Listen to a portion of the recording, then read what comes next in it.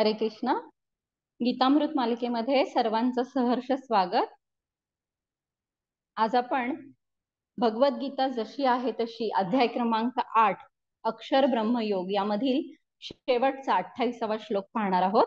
आपण प्रार्थनेने सुरुवात करूया. ओम अज्ञानतिमिरान्धस्य ज्ञानाञ्जनाशलाकया चक्षुरुन्मिलितं येन तस्मै श्री गुरवे नमः. नमो विष्णुपादाय कृष्णप्रेष्ठाय भूतले श्रीमते भक्तिवेदांत स्वामिन् इति नामिने. नमस्ते सारस्वते देवे गौरवाणी प्रचारिणे निर्विशेष शून्यवादी पाश्चात्यदेशतारिणे. जय श्री कृष्ण चैतन्य प्रभु नित्यानंद श्री अद्वैत गदाधर श्रीवासादि गौर भक्तवृंद. हरे कृष्णा कृष्णा कृष्णा हरे हरे, हरे राम राम राम हरे हरे. हरे कृष्णा. आपण 28वा श्लोक पाहूया. वेदेषु यज्ञेषु तपसु चैव दानेषु यत् पुण्यफलं प्रदिष्टम् अत्तेति तत्सर्वम् इदं विदित्वा योगी परम स्थानम उपैति चाद्यम. अर्थ: भक्ती मार्गाचा स्वीकार करणारा मनुष्य वेदाध्ययन, यज्ञाचरण, तपस्या, दान किंवा दार्शनिक तथा सकाम कर्म इत्यादी केल्याने प्राप्त होणाऱ्या फळांपासून मुळीच वंचित होत नाही. केवळ भक्तिपूर्ण सेवा केल्याने त्याला हे सर्व प्राप्त होते आणि शेवटी त्याला परम शाश्वत धामाची प्राप्ती होते. याच्यामध्ये तात्पर्यामध्ये श्रील प्रभुपाद काय म्हणतात ते पाहूया. हा श्लोक म्हणजे विशेष करून 7व्या आणि 8व्या अध्यायात वर्णन करण्यात आलेल्या कृष्ण भावनामृताच्या भक्ती योगाच्या वर्णनाचा सारांश आहे. मनुष्याने आध्यात्मिक गुरुच्या मार्गदर्शनाखाली वेदाध्ययन करणे आवश्यक आहे आणि त्याच्या मार्गदर्शनाखाली वास्तव्य करीत असताना त्याने अनेक प्रकारच्या तपस्याही केल्या पाहिजेत. ब्रह्मचार्याने आध्यात्मिक गुरुच्या ग्रही केवळ एका सेवकाप्रमाणे राहिले पाहिजे आणि घरोघरी भिक्षा मागून ती गुरुला अर्पण केली पाहिजे. तो केवळ गुरुच्या आज्ञेनेच अन्न ग्रहण करतो आणि एखाद दिवशी गुरुने त्याला भोजनाकरता बोलवले नाही तर त्याला उपवास करावा लागतो. ब्रह्मचर्य व्रताचे आचरण करण्यासाठी वैदिक संस्कृतीचे हे काही नियम आहेत. शिष्याने गुरुच्या मार्गदर्शनाखाली 5 ते 20 वर्षापर्यंत वेदाध्ययन केल्यानंतर तो चारित्र्यवान सदाचारी व्यक्ती होतो. वेदाध्ययन हे आराम खुर्चीत बसून गप्पा मारणाऱ्या तत्वज्ञानांसाठी नसून ते चारित्र्य निर्मिती करता आहे. या प्रशिक्षणानंतर ब्रह्मचार्याला विवाह करून गृहस्थाश्रमात प्रवेश करण्याची अनुमती दिली जाते. गृहस्थाश्रमात असताना त्याला अनेक यज्ञ करावे लागतात जेणेकरून तो अधिक उन्नती करू शकेल. त्याने देश, काल, परिस्थिती अनुरूप भगवद्गीतेत सांगितल्याप्रमाणे सात्विक, राजसिक आणि तामसिक दानामधील भेद जाणून दान दिले पाहिजे. गृहस्थाश्रमी जीवनातून निवृत्त होऊन वानप्रस्थाश्रमाचा स्वीकार केल्यानंतर त्याला अरण्यवास, बलकले धारण करणे, अक्षौर इत्यादी कठोर तपस्या करावी लागते. ब्रह्मचर्य, गृहस्थ, वानप्रस्थ आणि संन्यासाश्रमाच्या नियमांचे पालन केल्याने मनुष्य जीवनाच्या सिद्धावस्थेप्रत उन्नत होतो. त्यापैकी काही सिद्ध जीव स्वर्गलोकाप्रत उन्नत होतात किंवा आणि अधिक प्रगती केल्यावर ते आध्यात्मिक विश्वातील निर्विशेष ब्रह्मज्योतीत किंवा वैकुंठ लोकात अथवा कृष्ण लोकात मुक्त होतात. वेदांमध्ये या मार्गाचे दिग्दर्शन करण्यात आले आहे. आता आपण तात्पर्य इथपर्यंत पाहूयात, त्याच्यावरच थोडंसं विवेचन पाहून मग राहिलेलं तात्पर्य नंतर वाचूयात. तर आता याच्यामध्ये कुठले कुठले म्हणजे भगवंत काय म्हणतात की भक्ती मार्गाचा स्वीकार केल्यानंतर, कारण आतापर्यंत म्हणजे पहिले 6 अध्याय याच्यानंतर 7व्या अध्यायापासून भक्ती मार्ग याचं म्हणजे सविस्तर विवेचन भगवंत करणार आहेत. आणि तिथपर्यंत सोडण्या म्हणजे तिथपर्यंत नेऊन ठेवण्यासाठी भगवंतांनी आतापर्यंत सगळ्या म्हणजे कर्मयोग, सांख्ययोग या सगळ्या ध्यानयोग ह्या सगळ्या गोष्टींचं वर्णन केलेलं आहे.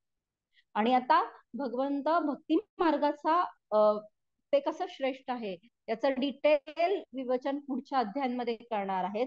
म्हणून हा श्लोक हा महत्वाचा राहतो, कारण हा आपल्याला भक्ती मार्ग कसा श्रेष्ठ आहे हे आपल्याला त्याचं सार सांगतोय आतापर्यंतच्या सगळ्या अध्यायांमधलं. तर याच्यामध्ये काय काय म्हटलं की भक्ती मार्गाचा स्वीकार ज्यांनी केला आहे म्हणजे थोडक्यात भक्त लोक, तर असा मनुष्य त्याला कुठली कुठली फळं प्राप्त होतात, तर वेदाध्ययन. आता वेदाध्ययन म्हणजे काय, तर वेद म्हणजे जाणणं, म्हणजे एखाद्या गोष्टीचं ज्ञान करून घेणं, हे ज्याच्यामध्ये आहे त्याला वेद म्हणतात. मग असे किती किती वेद आहेत, तर 4 वेद आहेत. तर ऋग्वेद, यजुर्वेद, अथर्ववेद, सामवेद असे 4 वेद आहेत. तर याच्यामध्ये सगळ्या म्हणजे ऋग्वेद याच्यामध्ये ऋचा आहेत, म्हणजे भगवंतांच्या स्तुतीपर ऋचा असं आहेत. नंतर यजुर्वेद मध्ये कर्मकांड आहेत, तसंच धनुर्विद्येचा त्याच्यामध्ये उल्लेख आहे. अथर्व वेदामध्ये वृक्षायुर्वेद आणि मनुष्यांसाठीच आयुर्वेद याचं वर्णन, म्हणजे तो एक उपवेद आहे. तसंच अन्य गोष्टींचा पण उल्लेख आहे, म्हणजे आयुर्वेद हा अथर्व वेदाचा उपवेद मानला जातो. त्याच्यानंतर सामवेद, म्हणजे भगवंत म्हणतात ना सगळ्या वेदांमधला सामवेद म्हणजे मी आहे. तर याच्यामध्ये सर्व कला किंवा नृत्य कला म्हणा किंवा गायन कला, हे संगीत, ह्या सगळ्या ज्या गोष्टी आहेत त्याचा उल्लेख सामवेदामध्ये डिटेल मध्ये येतो. तर या सगळ्या 4 वेदांचं जे सार आहे ते उपनिषदामध्ये आहे. आणि उपनिषदांमधलं सार हे गीतोपनिषद म्हणजे भगवद्गीतेमध्ये आहे. त्यामुळे जर आपण भगवद्गीतेचा जर आपण अभ्यास चांगला केला, म्हणजे आपल्याला माहिती आहे की आता गीता जयंती येणार आहे, की म्हणजे आपल्या या उपक्रमाला पण आता 1 वर्ष पूर्ण होत येईल. तर या दिवशी जेव्हा भगवंतांनी अर्जुनाला गीता सांगितली, तर हे सगळ्या उपनिषदांचा सार आहे. त्यामुळे आपण त्याचं जर अध्ययन केलं तर त्याच्या आधीच म्हणजे हे उपनिषदच सार आहे म्हणल्यानंतर आधीच्या ज्या गोष्टी आहेत तर त्यातला आपल्याला त्यातला रस किंवा त्याचं सारांश भागाने आपल्याला माहिती झालेलं आहे. त्यामुळे आपल्याला परत हे 4 वेद परत अभ्यासण्याची नक्कीच गरज नाहीये.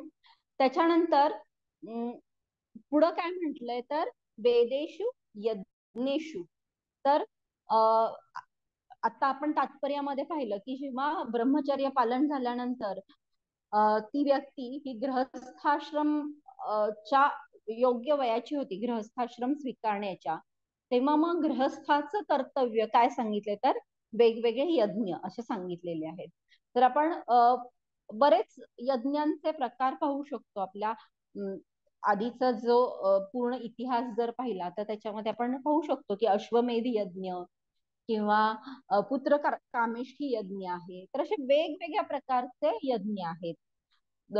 तर अशी जी यज्ञ आहेत तर त्याच्यासाठी काय लागतं, तर खूप साऱ्या आपल्याला सुविधा लागतात, की त्या प्रकारचं वनस्पती हवनासाठी लागतात, शुद्ध तूप लागतं किंवा मंत्रोच्चारण करण्यासाठी तेवढे ज्ञान असलेले आणि शुद्ध आचरण असलेले असे ब्राह्मण लागतात. आणि ह्या सगळ्या जर गोष्टी पाहिल्या तर यज्ञ हे काही ठराविक म्हणजे त्याला मर्यादा येतात. आणि आत्ताच्या काळामध्ये श्री चैतन्य महाप्रभूंनी आपल्याला संकीर्तन यज्ञ दिलेला आहे. त्यामुळे हरे कृष्ण कृष्ण कृष्ण हरे हरे, हरे राम राम राम हरे हरे हा यज्ञ आपण नित्यनेमाने करणं गरजेचं आहे.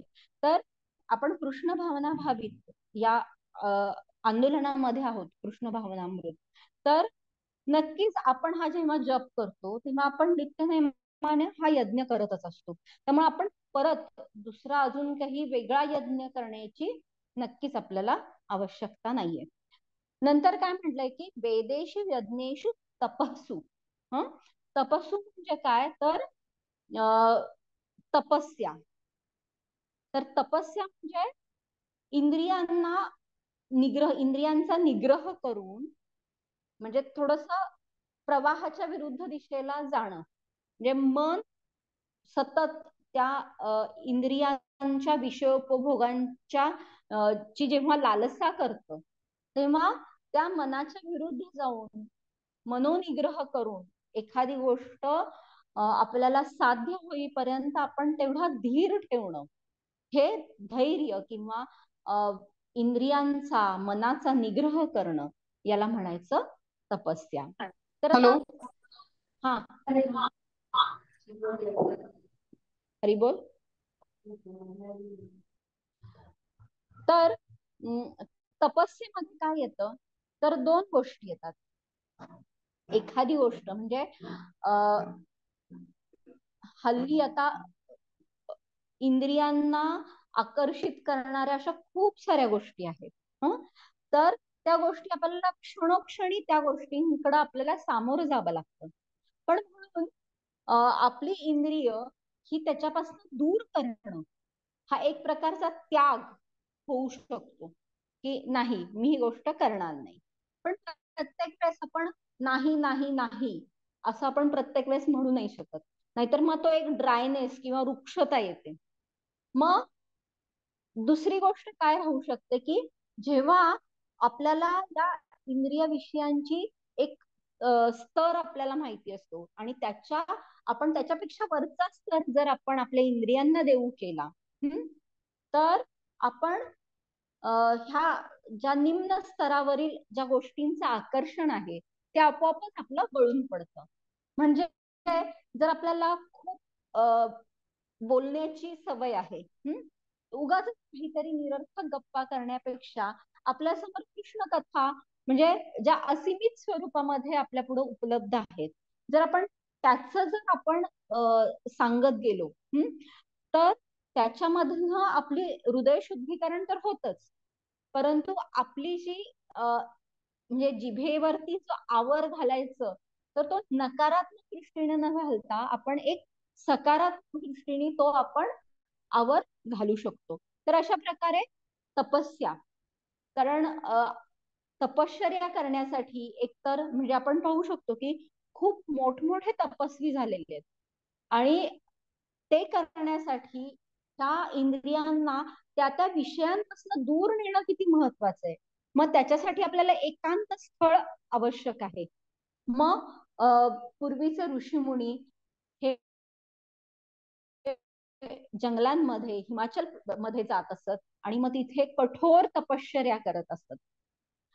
मग फक्त ऋषीमुनीच करत होते का, तर तसं नाही. तर एखादं गोष्ट साध्य करण्यासाठी कित्येक असुरांनी सुद्धा तपश्चर्या केलेली आहे, पण त्यांचं ध्येय हे स्वार्थी असं होतं. म्हणून तर तपश्चर्या केल्यानंतर ते राक्षसी वृत्तीला सोडू शकले नाही. तर अशा प्रकारे आपण पाहू शकतो की तपश्चर्येला सुद्धा एक ध्येय असणं गरजेचं राहतं. आणि मग जर ते ध्येय हे आपलं उच्च स्वरूपामध्ये असेल, तर आपण ती तपश्चर्या ती सुद्धा आपण एक आपला ऍसेट किंवा आपल्याकडे एक ती पुंजी म्हणून आपण पाहू शकतो. तर अशा प्रकारे तपस्या झाली. दान म्हणजे पुढं काय म्हणलंय, दानेशु म्हणजे आपल्याकडे जे काही आहे, तर गृहस्थ आणि गृहमेधी मधला हा फरक आहे ना, की गृहमेधी हा काय करतो की फक्त स्वतःपुरता विचार करतो, की मी माझं नातेवाईक माझं घर याच्या पुरताच विचार करून त्या प्रकारचं तो कर्म करत जातो. त्याला म्हणायचं गृहमेधी किंवा स्वकेंद्रित वृत्ती असलेलं. परंतु गृहस्थ कसा असतो की तो दानी वृत्तीचा असतो. म्हणजे मग आता ग्रहस्थानी सुद्धा दान कुठं देणं आवश्यक आहे हे पाहणं गरजेचं आहे. कारण सत्पात्र दान असलं पाहिजे, की असं नाहीये की आपण पैसे दिलेत आणि त्याचा अपव्यय झालाय, तर ते चुकीचं ठरतं. म्हणून दान कुणाला द्यायचं आणि कशा स्वरूपात द्यायचं याच्यासाठी पण पुढच्या अध्यायांमध्ये निर्देश येणार आहेत. तर अशा प्रकारे ग्रहस्थाने दान करणं गरजेचं आहे. आपण खूप मोठमोठे दानी व्यक्ती पाहतो की ते हॉस्पिटल्स, शाळा, अनाथाश्रम, वृद्धाश्रम अशा प्रकारच्या खूप साऱ्या समाज उपयोगी कर्म करत असतात. परंतु आपण कित्येक वेळा हे उदाहरण ऐकलेलं आहे की जर एखादा मुलगा हरवलेला आहे तर सगळ्यात मोठं त्याला मदत कुठली राहू शकते की त्याला त्याच्या घरापर्यंत पोहोचवणं, ना की तुम्ही त्याची म्हणजे हे तर महत्वाचं आहे की जोपर्यंत तो घरी पोहोचत नाही तोपर्यंत त्याची खाण्यापिण्याची राहण्याची ही व्यवस्था करणं ही नक्कीच जबाबदारी राहते, परंतु अपूर्ण स्वरूपात राहते.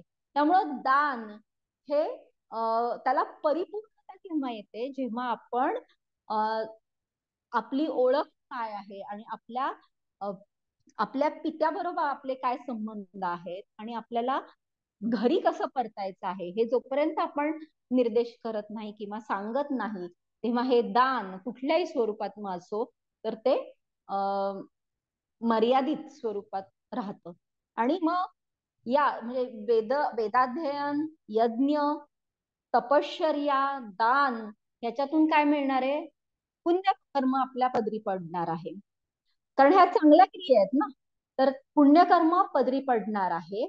मग ह्याचं जेवढं काही पुण्य फळ मिळेल, तर जेव्हा एखादा मनुष्य भक्ती मार्गात आहे तर त्याला ह्या गोष्टींचं कर्म म्हणजे फळ हे मिळणारच आहे. त्याला वेगळं असं वेदाध्ययन, वेगळा असा यज्ञ किंवा तपश्चर्या असं करण्याची गरज पडत नाही. मग आता आपण हे पाहू शकतो की आपल्याला म्हणजे भक्त म्हणून आपल्याला या सगळ्या गोष्टींचं कसं काय बरं ज्ञान मिळू शकेल किंवा त्याचं फळ कसं आपल्याला मिळू शकतं. तर पहिलं आहे तर वेद. जसं मी मगाशी सांगितलं की सर्व उपनिषदांचं सार आहे गीतोपनिषद. नंतर उपनिषद हे सगळ्या वेदांचं सार आहे. त्यामुळं आपण जर भगवद्गीता जर वाचली किंवा अभ्यास केली तर आपण या वेदांमधला कुठलीही गोष्ट जेव्हा असेल तेव्हा आपण ते त्याचं एक रिलेट करू शकू किंवा त्याचा व्यवस्थित अर्थ समजून घेऊ शकतो आणि त्याचं ज्ञान आपल्याला सहजगत्या आपल्याला उपलब्ध होतं. म्हणजे कसं तर आता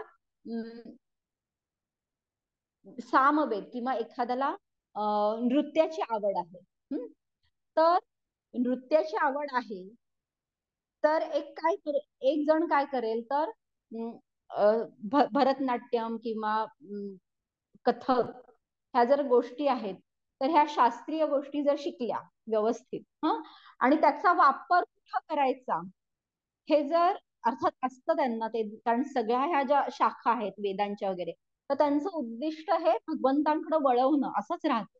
पण समजा आपण ते साध्य करण्यात कुठेतरी कमी पडलो तर काय राहू फार फार तर कुठपर्यंत आपण या ज्ञानाचा उपयोग करू शकू. तर हे ज्ञान इतरांना वितरित करणं, स्वतःचा डान्स क्लास उघडणं किंवा जर कुणाला काही तशा ऑपॉर्च्युनिटीज आल्या तर एखाद्या बॉलिवूड मध्ये या ज्ञानाचा वापर करणं, अशा विविध पद्धतीने त्या ज्ञानाचा उपयोग होऊ शकतो. परंतु जर एखादा भक्त असेल मग भले त्या भक्ताला खूप असं कथ्थक किंवा भरतनाट्यम हे शास्त्रीय संगीत म्हणजे अप टू द मार्क किंवा अगदी खूप छान पद्धतीने येत नाहीये, तर थोडीफार ओळख आहे पण भगवंतांकरता नृत्य करण्याची तीव्र इच्छा असेल तर अशा भक्तांनी जर म्हणजे या नृत्य कलेतल्या एखाद्या शिक्षकाचा, नृत्य शिक्षकाचा जर त्याचा गायडन्स घेतला तर ती नृत्यकला त्याला सहजगत्या अवगत होऊन त्या नृत्य कलेचा वापर ती व्यक्ती किंवा तो भक्त कशासाठी करेल तर भगवंतांच्या भजनांवर, गीतांवरती नृत्य करण्यासाठी. आणि त्याचा परिणाम काय होणार, तर भगवंत आणि वैष्णव यांची संतुष्टी होणार आहे. आपण जगन्नाथपुरीमध्ये पाहिलेलं की ओरिसा डान्स आपण पाहिलेला की किती सुंदर स्वरूपामध्ये त्या मुलींनी म्हणजे अगदी कंटिन्युअस बराच वेळ 2-3 नृत्य सादर केली. तर अशा पद्धतीने या सामवेदाचा उपयोग हा भगवंतांच्या, वैष्णवांच्या संतुष्टी करता करता येतो. तर अशा प्रकारे आपण पाहू शकतो की वेदांचं सुद्धा आपल्याला ज्ञान होऊ शकतं. नंतर यज्ञ म्हणजे आपण जर 4 नियमांचं पालन आणि रोज माळेवरती 16 माळा जप हा जो नियम दिलेला आहे, भले 16 माळा नाही शक्य तरी रोज किमान 1 माळ, नंतर 4 माळा असं करत करत आपण हा यज्ञ नित्य नियमाने चालू ठेवू शकतो. मग तिथे हरिनाम संकीर्तन यज्ञ आहे. म्हणजे आपण घरी एकटे असताना आपण माळेवरती हा यज्ञ करू शकतो. जेव्हा आपण भक्त समुदायामध्ये असतो तेव्हा संकीर्तन किंवा नृत्य संकीर्तन या स्वरूपामध्ये आपण हा मोठ्या प्रमाणावरती यज्ञ करू शकतो. आणि जेव्हा आता गौर पौर्णिमा मार्च मध्ये साधारण येते, तर तेव्हा आपण नगर संकीर्तन यज्ञ करतो. म्हणजे आपण संपूर्ण म्हणजे काही ठराविक भागांमध्ये, शहरांमध्ये, गावामध्ये आपण नगर संकीर्तन, रस्त्या रस्त्यावरती हा संकीर्तन यज्ञ करतो. तर अशा प्रकारे एक भक्त हा यज्ञ सुद्धा करतो आणि त्याचं फळ त्याला प्राप्त होतं. नंतर तपश्चर्या म्हटलेलं आहे. तर आता तपश्चर्या आपण काय करतो, एक भक्त म्हणून आपण काय काय तपश्चर्या करतो. तर आता आपण पाहिलं की श्रील प्रभुपादांनी ब्रह्मचर्य आश्रम किंवा गृहस्थाश्रमामधली तपश्चर्या वर्णन केलेलं आहे. तर जेव्हा आपण नियमांचं पालन करतो, जे 4 नियम आहेत, तर हे 4 नियम काय आहेत, तर ती आपली तपश्चर्याच आहे की जिथे आपण आपल्या मनाला, इंद्रियांच्या म्हणजे आपल्या मनाप्रमाणे आपली इंद्रिय कामं करणार असं न होऊ देता आपण आपलं मन, बुद्धी, अहंकार हा भगवंतांना समर्पित करून, गुरूंना समर्पण करून, तर त्यांच्या आज्ञेखाली आपण आपल्या इंद्रियांना त्या नियमांप्रमाणे काम करायला लावतो. म्हणजे काय की मांसाहार वर्ज्य, त्याच्यानंतर अवैध संग वर्ज्य, नशापान किंवा जुगार या गोष्टी वर्ज्य. तर ही तपश्चर्या आहे. कारण आपण घराच्या बाहेर पडलो तर म्हणजे क्षणोक्षणी खूप सारे प्रलोभन आहेत, परंतु आपण या आपल्या नियमांच्या बंधनामध्ये आपण स्वखुशीने आपण बांधून घेतलेला आहे. त्यामुळे आपण ह्या गोष्टींना जेव्हा नकार देतो आणि तो नकार देताना आपल्याला असं वाईट वाटत नाही किंवा एक नकारात्मकता येत नाही किंवा आपण एक्झॉस्ट किंवा दमलो जात नाही, तर उलट आपल्याला त्याच्यामध्ये आनंद येतो. ही तपश्चर्या करताना आनंद येतो. तसंच एकादशीचं व्रत आहे, निर्जला एकादशी आहे. आज आता परमपूज्य राधानाथ स्वामी महाराज यांचा आविर्भाव दिवस आहे. तर आपण दुपारपर्यंत बऱ्याच जणांनी निर्जल उपवास केला असेल. तर अशा स्वरूपाचं या ज्या छोटे छोटे नियम आहेत, तर ही एक प्रकारची तपश्चर्या आहे. पण हे करताना आपण इतक्या सहजरित्या करतो की त्याचं आपल्याला कुठं जाणवतच नाही की त्याचं काहीतरी खूप कष्ट पडलेत आपल्याला, असं जाणवत नाही. त्यामुळे ही तपश्चर्या करतो हे आपल्याला खरं तर जाणीव होत नाही. पण हा छोट्या मोठ्या प्रमाणामध्ये हा एक तपश्चर्याचाच भाग आहे. तसंच ब्रह्मचर्य आश्रमाचं डिटेलमध्ये आपण वर्णन पाहिलं तर प्रत्येक आश्रमामध्ये त्या त्या आश्रमाप्रमाणे किंवा ह्याच्याप्रमाणे राहणं आणि ते आपोआपच घडतं. त्यामुळे आपल्याला त्याच्यासाठी अजून वेगळं काहीतरी अध्ययन करण्याची गरज पडत नाही. त्यामुळे तपस्या ही भक्त म्हणून आपल्याकडनं होत असते. त्याच्यानंतर दानाबद्दल आता मी डिटेलमध्ये सांगितलं की आपण काय करतोय की कृष्ण भावनेचा प्रचार करून आपण हरवलेल्या जीवांना त्यांचं जे घर आहे, जे शाश्वत स्वरूपामध्ये आहे आणि जे आपले शाश्वत पिता आहेत, त्यांचा संबंध आपण सांगतो आहोत. आणि अशा प्रकारे आपण जेव्हा हे भगवद्गीता जशी आहे तशी, याचा आता आपण डिसेंबरमध्ये मॅरेथॉन घेतो की जास्तीत जास्त प्रमाणामध्ये भगवद्गीतेचं वितरण, त्याचं ज्ञानदान हे कशा प्रकारे करता येईल. तर अशा गोष्टी आपण जेव्हा हे शाश्वत ज्ञान वितरित करतो, तेव्हा त्या ज्ञानाच्या इतका कुठलंच दान हे श्रेष्ठ नसतं. कारण बाकीचे जे आहेत ते तात्पुरत्या स्वरूपामध्ये राहतात, परंतु हे दान जे आहे हे शाश्वत स्वरूपात असतं. त्यामुळं दान हे आपण करत असतो आणि त्यामुळं ह्या सगळ्या गोष्टींची जी फळ आहे तर ते आपल्याला मिळतच राहतं. तर अजून एक काय डिफरन्स राहू शकतो, म्हणजे आता हे 4-5 गोष्टी आपण पाहिल्या की वेद, यज्ञ किंवा दार्शनिक म्हणून सांगितलेले की 6 दार्शनिक आहेत. तर त्या दार्शनिक सांख्य दर्शन, योग दर्शन, न्याय दर्शन, वैशेषिक दर्शन, मीमांसा दर्शन आणि वेदांत दर्शन, असे 6 दार्शनिक आहेत ज्याच्यामध्ये तत्वज्ञान किंवा ज्ञानाचं असं गहन चर्चा आहे.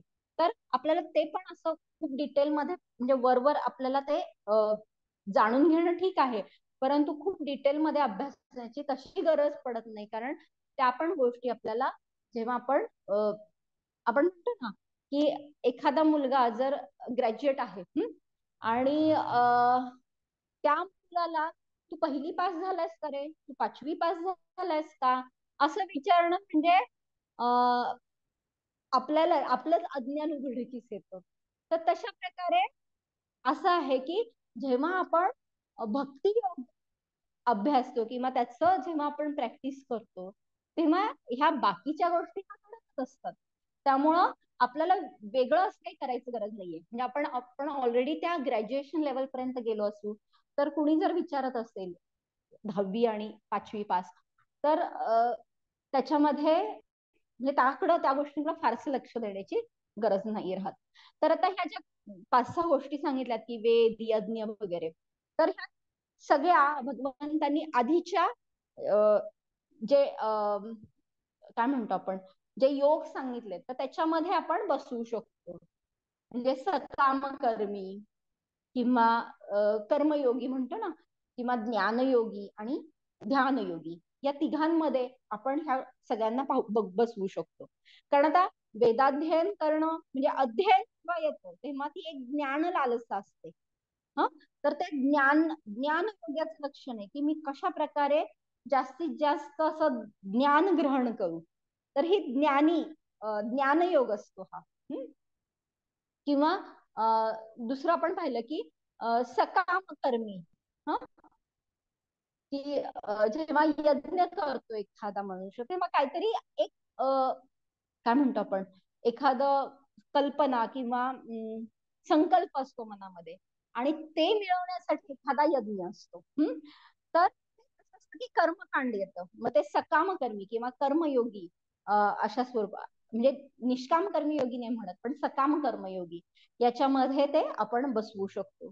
किंवा जे तपश्चर्या करतात तर ते कसे असतात की तपश्चर्या हा परत ध्यान योगाचा जास्त भाग झाला. त्यामुळं ह्या गोष्टींना आपण या 3 ह्याच्यामध्ये त्याची विभागणी करू शकतो. मग आता कामकर्मी, ज्ञानी आणि योगी याच्यामध्ये जर आपण सूक्ष्म रीतीने जर पाहिलं तर काय पाहतो, तर सकामकर्मी याच्यामध्ये थोडीशी कुठेतरी काय म्हणतो स्वामित्वाची थोडीशी भावना असते किंवा प्रोप्रायटरशिपची मेंटॅलिटी असते. म्हणजे काय की एखादी गोष्ट ही माझ्या अंडर किंवा त्याचं स्वामित्व कसं माझ्याकडं घेतलं जाईल किंवा ती गोष्ट मला कशी मिळेल, अशा प्रकारचं थोडंसं हे राहतं. त्यामुळं लोभ हा येऊ शकतो. नंतर ज्ञानी ह्याच्यामध्ये कसं असतं की त्यांना जेव्हा ज्ञान होतं की अरे हे जगन मिथ्या आणि म्हणजे हे सगळं जग हे मिथ्या आहे, तर तेव्हा कुठेतरी आहे ना या भौतिक जगातल्या ज्या क्लेश आहेत त्याच्यापासून त्यांना दूर जायचं असतं आणि शाश्वत अशा स्वरूपामध्ये एक प्रकारचा आनंद घ्यायचा असतो किंवा ब्रह्मज्योतीमध्ये विलीन व्हायचं असतं, की जिथं नैराश्य नाहीये. आणि खूप छान पद्धतीने एक उपभोग घेण्याची वृत्ती राहते. त्यामुळं वर पाहता थोडीशी त्यागी वृत्ती असते, परंतु कुठेतरी त्याच्यामध्ये हे वैराग्य किंवा नैराश्य याच्यामध्ये कुठंतरी तो स्वार्थ दडलेला असतो किंवा ती कामवासना असते. तर हे झालं ज्ञानी. नंतर योगी म्हणजे कंट्रोलरशिप. म्हणजे आपण हे पाहिलं की योगी किंवा तपश्चर्या करणारे जेव्हा ऋषी म्हणजे खूप आपण पाहिलेत की तपस्वी लोक, दुर्वास उदाहरण जर घ्यायचं झालं तर दुर्वास मुनींचं घेऊ शकतो. तर याच्यामध्ये काय होतं की भले त्यांनी योगाभ्यासानं खूप तपश्चर्या केली आहे किंवा इंद्रियांना त्यांच्या विषयांपासून दूर सारलेलं आहे, परंतु एक गोष्ट काय आपण पाहू शकतो तर क्रोधावरती त्यांना विजय प्राप्त करता येत नाही. तर असे लोक थोडेसे क्रोधी अवस्थेमध्ये, कारण कसं असतं की कंट्रोलशिप पाहिजे असते. म्हणजे कसं की मी एवढा मोठा योगी आहे, तर तो अहंकार जोपर्यंत जात नाही तोपर्यंत काय राहतं की इतर मनुष्यांवरती किंवा त्या परिस्थितीवरती नियंत्रण मिळवण्याची थोडीशी एक ती प्रवृत्ती जागृत असते आणि त्यामुळं हे व्यक्ती पटकन रिॲक्ट होतात किंवा क्रोधाला ते बळी पडू शकतात. तर अशा प्रकारे लोभ, काम वासना आणि क्रोध यांपासनं ह्या गोष्टी थोड्याफार प्रमाणामध्ये का होईना या तिन्ही ह्याच्यामध्ये राहू शकतात. आणि पण भक्ताला मात्र या ह्याच्या पलीकडे तो जातो.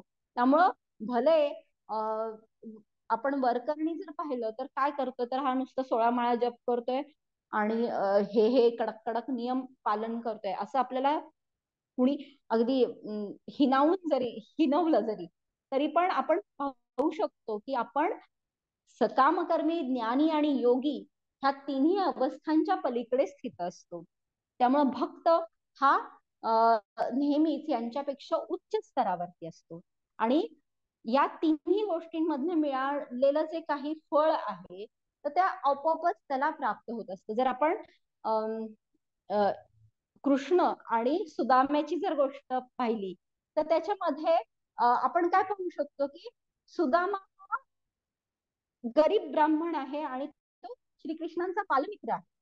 तर तेव्हा जेव्हा त्यांच्या पत्नी म्हणतात की अरे तुमचे मित्र हे राजा आहेत, स्वतः भगवंत द्वारकाधीश आहेत, तर तुम्ही का नाही त्यांच्याकडे जात आणि आपली परिस्थिती त्यांना सांगत आणि त्यांच्यापासून काहीतरी त्यांच्याकडनं आपल्यासाठी काहीतरी गोष्टी मिळवाल की जेणेकरून आपलं हे जे जीवन आहे ते सुखकर होईल.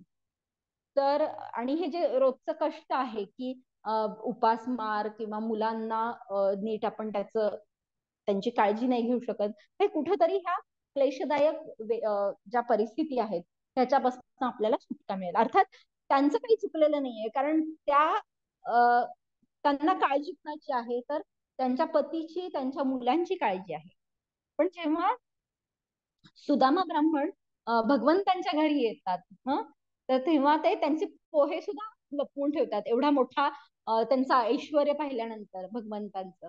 आणि जेव्हा भगवंत ते अगदी म्हणजे हिसकावून ते पोहे घेतात आणि जेव्हा सुदामा ब्राह्मण घरी जातात तेव्हा ते काय पाहतात, तर भगवंतांनी त्यांना इतकं मोठं म्हणजे राज्य असं त्यांना प्रदान केलेलं असतं. आणि मग परंतु एक लक्षात घेतलं पाहिजे की हे ऐश्वर मिळून सुद्धा त्यांनी त्यांची भक्ती सोडलेली नसते. त्यामुळे भक्त हा कुठल्याही अवस्थेत असू देत, भले तो गरीब अवस्थेमध्ये असेल किंवा श्रीमंत असेल, तरी सुद्धा तो भगवंतांच्या भक्तीपासून दूर जात नाही. मग भक्त हा नेहमीच हा उच्च स्तरावरती राहतो. तर भक्ताबद्दल श्रील प्रभुपाद तात्पर्यामध्ये काय म्हणतात, तर कृष्ण भावनेचे सौंदर्य काय आहे, तर भक्तिमय सेवेमध्ये युक्त झाल्याने मनुष्य त्वरितच वर्णाश्रमाच्या सर्व कर्मकांडांच्या पलीकडे जातो. भगवद्गीतेच्या 7व्या आणि 8व्या अध्यायामध्ये भगवान श्रीकृष्णांनी सांगितलेले उपदेश मनुष्याने जाणले पाहिजेत. नाही तर थोडक्यात त्याचं फक्त सारांश बघते तर भगवद्गीतेवर अल्पशी देखील श्रद्धा असणाऱ्या भक्तांकडून मनुष्याने भगवद्गीतेचे ज्ञान प्राप्त केले पाहिजे, कारण केवळ भक्तच भगवद्गीता जाणू शकतात.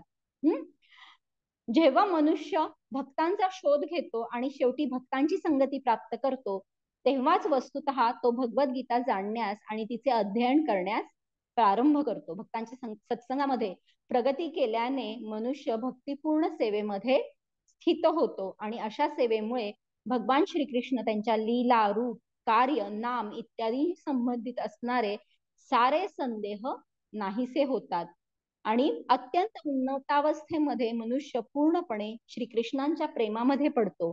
जीवनाच्या या परमोच्च सिद्धावस्थेमध्ये मुळे मनुष्याला श्रीकृष्णांच्या आध्यात्मिक विश्वातील धामाची म्हणजेच गोलोक वृंदावनाची प्राप्ती होते आणि त्या ठिकाणी तो नित्य आनंदमयी होतो. तर आता आपण आतापर्यंतचे जे सगळे विभाग पाहिले हे कशावरती आहेत, तर देहात्म बुद्धीवरती, म्हणजे त्याच्यामध्ये सकाम कुठला तरी लाभ मिळतो जो फक्त देह आणि मन या स्वरूपावरती तिथपर्यंतच त्याचं मर्यादा असते. परंतु जेव्हा भक्त हा भगवंतांच्या सेवेमध्ये, कारण आतापर्यंतच्या तपश्चर्या वगैरे ज्या सगळ्या आहेत तिथं कशाचा अभाव आहे, तर सेवा आणि प्रेम या गोष्टींचा अभाव आहे.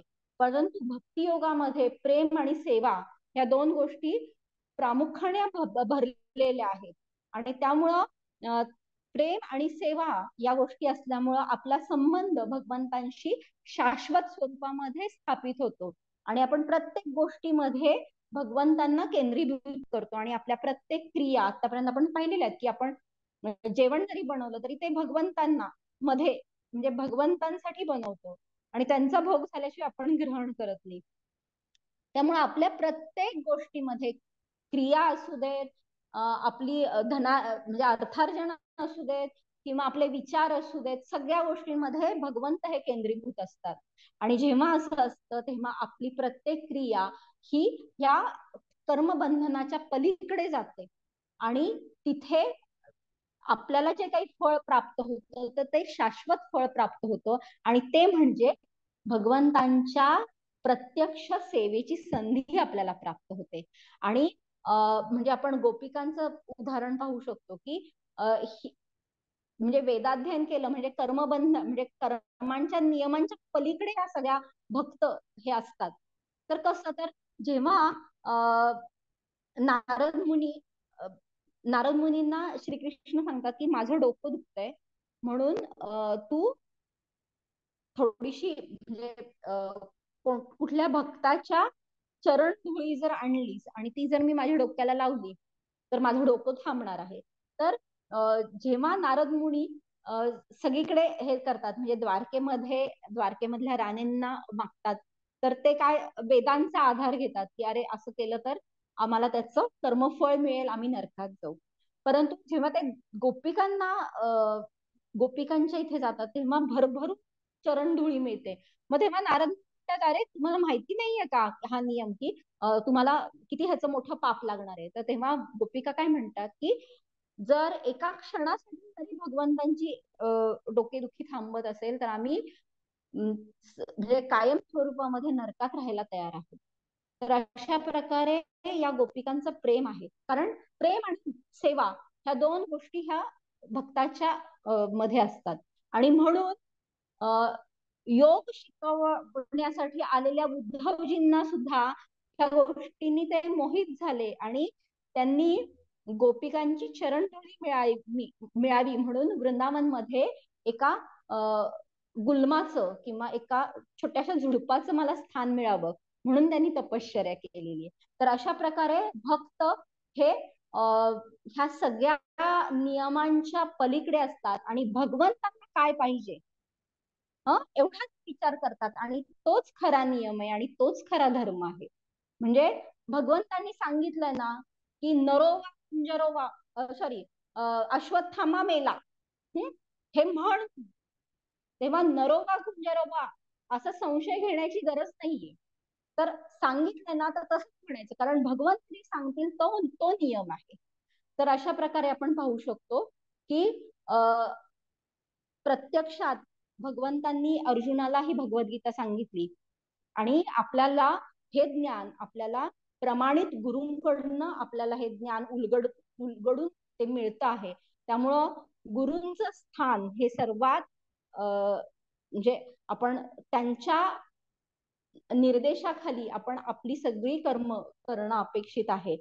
तर अशा प्रकारे जेव्हा आपण भगवंत, शास्त्र आणि गुरु ह्या तिन्ही गोष्टींना अनुसरून आपलं जीवन जगू आणि भगवंतांना केंद्रस्थानी ठेवू, तेव्हा आपल्याला वेगळे नियम पालन करण्याची गरज पडत नाही.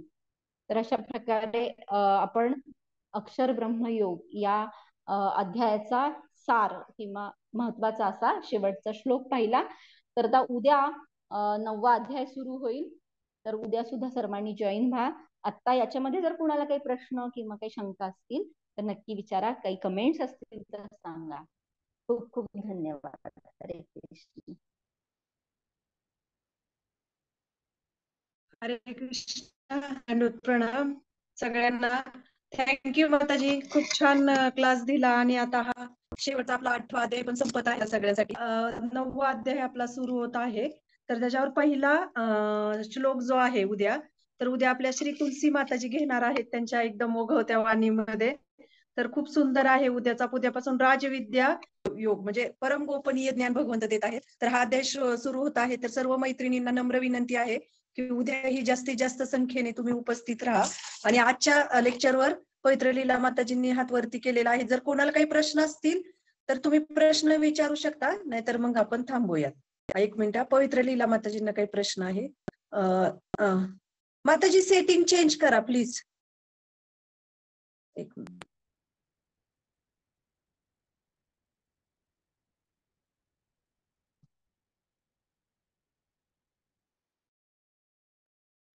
अरे बोल, बघा बरं माताजी आता.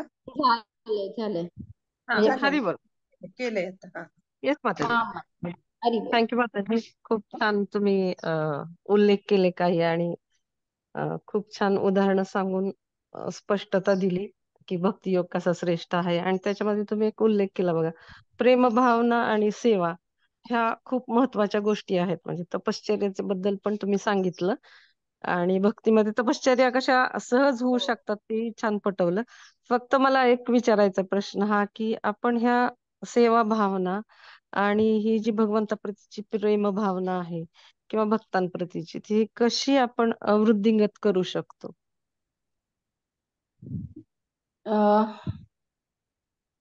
एक म्हणजे मी राधानाथ महाराजांचा एक मला एक कोट आठवला या निमित्ताने की आपल्या मनामधली जी भक्ती किंवा प्रेम भावना जी आहे तर हा श्रीमती राधाराणींचा अधिकार आहे. म्हणजे ओके. असं नाहीये, म्हणजे ती राधाराणींची कृपा आहे राधर. तर हा, तर ही गोष्ट आहे ना, आपण प्रयत्न नक्कीच करू शकतो, परंतु ज्यांच्यावरती ही कृपा ऑलरेडी झालेली आहे तर अशा प्रामाणिक भक्तांचा जर आपण संग केला तर जसं लोहचुंबकाला आपण जोडलो तर आपण सुद्धा थोडंफार प्रमाणात लोहचुंबकाचं कार्य करू शकतो. तर तशा प्रकारे भक्तांचा संघ की ज्यांना ही ऑलरेडी कृपा मिळालेली आहे त्यांची जर संघ आपण प्राप्त केला आणि जर आपण त्या दृष्टीने त्या भावनेमध्ये 4 नियमांचं पालन, कारण शेवटी जसं मी आता सांगितलं तसं की गुरुशास्त्र यांचे जे निर्देश आहेत तोच आपला धर्म आहे.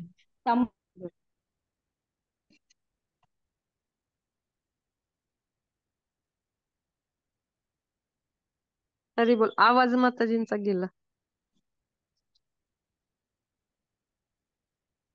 रेंज गेली असेल माताजी त्यांची. आणि त्यांनी कृतज्ञतेविषयी परवा खूप छान मार्गदर्शन केलं की आपल्याला जेव्हा प्रत्येक गोष्टीमध्ये आपण भगवंतांना पाहतो, त्यांनी पाण्याचं उदाहरण दिलं होतं की आपण पाहिलं ना की सगळ्या पाण्यामधला रस मी आहे, म्हणजे सगळ्याच गोष्टींमधला रस किंवा पाण्याची चव म्हणजे मी आहे असं एक आहे ना. तर जेव्हा आपण पाणी घेतो तेव्हा ते एवढ्या छान शुद्ध स्वरूपामध्ये मला प्राप्त होतंय. आणि ते पाहून आपण जेव्हा भगवंतांना स्मरतो आणि ही कृतज्ञता जेव्हा येते तेव्हा तो आपण भगवंतांप्रती तो प्रेमभाव आपल्याला प्राप्त होऊ शकतो. परंतु जेव्हा आपण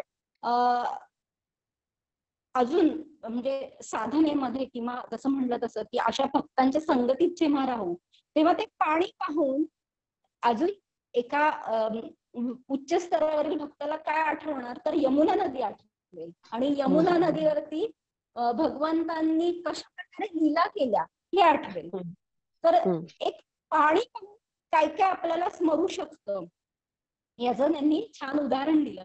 तर जेव्हा आपण प्रत्येक गोष्टीमध्ये कृतज्ञ असतो की ही गोष्ट मला मिळालीये आणि त्याच्यामध्ये जेव्हा आपण कृतज्ञता हे करतो तेव्हा राधा राणी आणि भगवंत आपल्याला ही कृपा प्रदान करतात की ज्यामुळे आपण जे काही करत आहोत त्याच्यामध्ये आपल्याला आनंद येईल आणि त्या सेवेमधनं आपण आनंद मिळेल आणि त्या पद्धतीने आपण भगवंतांशी प्रेममयी असं आदान प्रदान करू शकू.